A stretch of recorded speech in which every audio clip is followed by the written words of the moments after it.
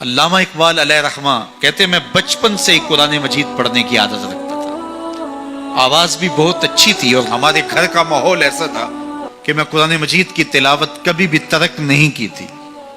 ہماری صبح کا آغاز ہی قرآن مجید کی تلاوت سے ہوتا، لیکن آخری عمر جب ہوئی تو گلا خراب ہو گیا، تو قرآن مجید پڑھتے تو تھے لیکن اس طرح لے سے پڑھنا مشکل ہو گیا۔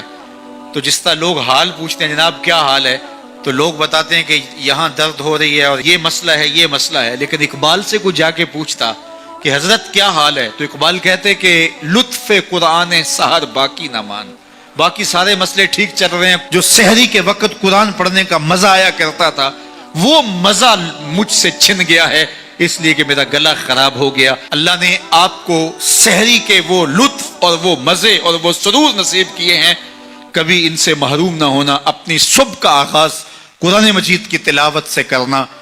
اور اقبال نے اپنے ایک دوست کو لکھا، کتنی خوبصورت بات لکھی، کہا قرآن مجید کا مفہوم اور ترجمہ نہیں بھی آتا پھر بھی قرآن مجید پڑھتے رہنا، خالی ناظرہ قرآن مجید پڑھنے سے دل کا تعلق رسول اللہ کے دل سے جڑ جاتا ہے، اس لیے کہ قرآن حضور کے قلب اطہر کے اوپر نازل ہوا تھا، یہ سندیسہ ہے ہمارے خالق کا ہمارے نام۔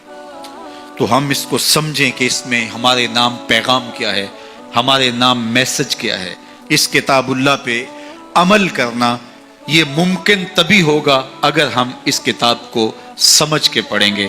یہ کتاب ہمارے نام پیغام کیا دیتی ہے، کہاں سے روکا ہے، کہاں سے اس کتاب نے ہمیں جو ہے وہ منع کیا اور کن امور کے بجا لانے کی تلقین کی ہے۔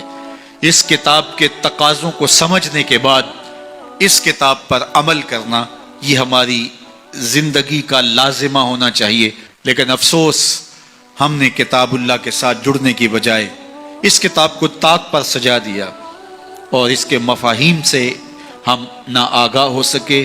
اب تو تلاوت بھی موقوف ہوگی، کسی زمانے میں لوگ تلاوت ضرور کیا کرتے تھے، اب تلاوت بھی موقوف ہو گئی، عمل تو قصہ پارینہ بن گیا۔ ہماری زندگی اس کتاب کی مطابقت میں گزرنی چاہیے تھی۔ آپ مارکیٹ میں یہ مائک بھی لینے جائیں تو اس کے ساتھ بھی چھوٹی سی بک دیتے ہیں جس میں کمپنی بتاتی ہے کہ یہ مائک ہماری کمپنی کا، اس کو استعمال کیسے کرنا ہے۔ یار آپ جہاں سے جو چیز خریدے تو اس کے ساتھ چھوٹی سی بک ضرور ملتی ہے اور اس کا طریقہ استعمال بتایا جاتا ہے۔ جس خالق نے انسان کو پیدا کیا اس نے ساتھ قرآن بھی دیا ہے، اس کو پڑھتے جاؤ، زندگی گزارتے جاؤ، زندگی ٹینشنوں کا مجموعہ نہیں ہوگی، زندگی جو ہے وہ خوبصورت تمہیں دکھائی دے گی، زندگی حسین اور جمیل دکھائی دے گی، اس لیے کہ یہ زندگی قرآن کی مطابقت میں گزرے۔ اور ایک مومن کی زندگی تو قرآن کے بغیر گزرنے ہی نہیں چاہیے۔ گر تو می خواہی مسلمان زیستن، نیست ممکن جز بقرآن زیستن، اگر تو مسلمان بن کے جینا چاہتا ہے تو قرآن کے بغیر جی نہیں سکتا ہے، تیری زندگی ہی قرآن ہے۔ آج پوری دنیا کے اوپر مسلمان ذلت اور رسوائی کی زندگی کاٹ رہے ہیں، کبھی سوچا کہ یہ کیوں ہے؟ ہماری پستی، ذلت، نکبت، رسوائی کتاب اللہ سے دوری کے نتیجے میں۔ آج واجبی سا تعلق ہمارا اس کتاب سے رہ گیا ہے، اس کے مفاہیم سے ہم آگاہ تک نہیں ہیں۔ قرآن کہاں روک رہا ہے، قرآن مجید کی تعلیمات کیا ہیں، اس کی تلاوت ہماری زندگی کا جزو لا ینفک ہونا چاہیے تھا۔ اس کی تلاوت کے بغیر زندگی گزرتی نہ۔ یہ کتابیں زندہ ہے، یہ پستیوں سے اٹھا کے اوج ثریا تک پہنچانے والی کتاب ہے۔ یہ کتاب ہماری زندگی میں اجالے بھر دے، روشنیاں بھر دے، لیکن ہم نے اس کتاب کے ساتھ سلوک کیا کیا؟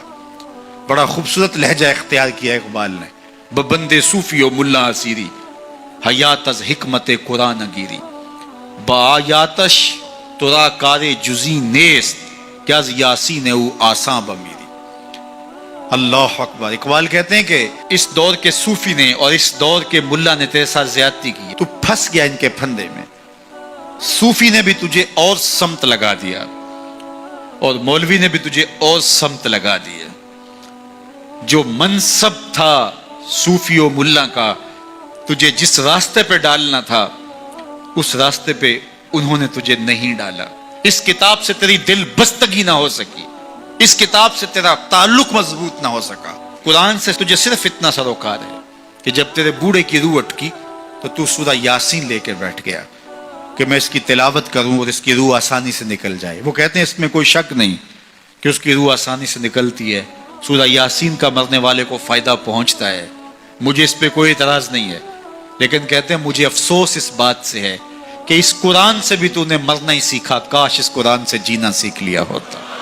یہ کتاب زندگی ہے, یہ کتاب حیات ہے, یہ مردہ قوموں کو اٹھا کے کہاں سے کہاں لے جاتی ہے, یہ پستیوں سے اٹھا کے بلندیوں تک لے جانے والی کتاب ہے.